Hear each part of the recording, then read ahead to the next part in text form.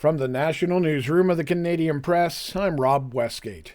New jobs numbers are due out today, with economists forecasting a small gain. So far, tariff-sensitive sectors such as manufacturing have largely shed jobs, while employers in some other industries continue to expand their payrolls. Statistics Canada's latest figures will mark the first major data release for July, which BMO Capital Markets says will give forecasters insight into whether hints of economic momentum in June held up to start the third quarter.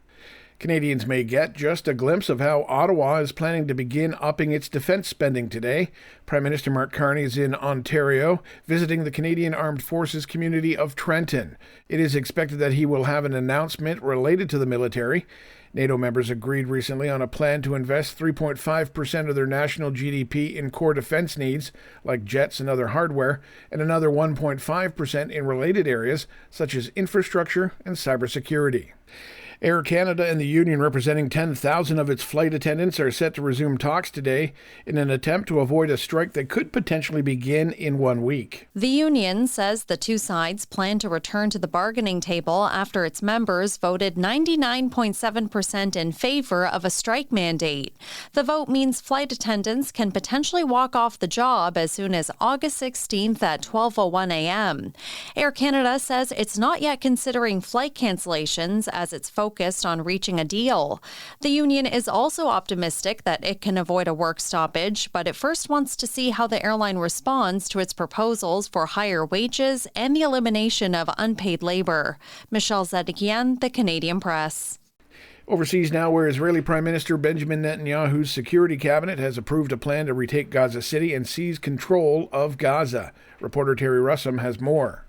The decision escalating Israel's war with Hamas amid global tensions to end the nearly 2-year conflict. Families of Israeli hostages being held by Hamas chaining themselves outside Prime Minister Benjamin Netanyahu's office after he announced his intention to take over the entire 26-mile-long Gaza Strip. A group of hostage families calling Netanyahu's proposal a death sentence for their loved ones. Hamas rebuffed Netanyahu's plan in a statement and said people in Gaza would remain defiant against occupation.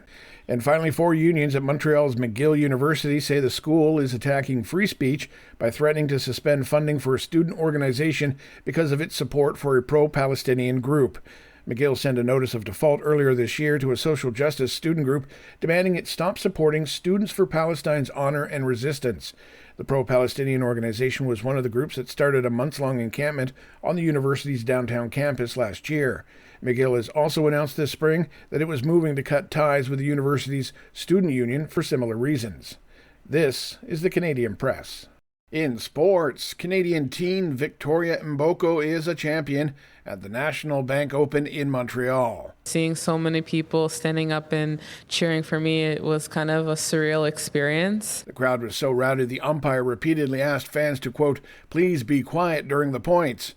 The 18-year-old beat Naomi Osaka in the final after rallying back through the pain of a wrist injury.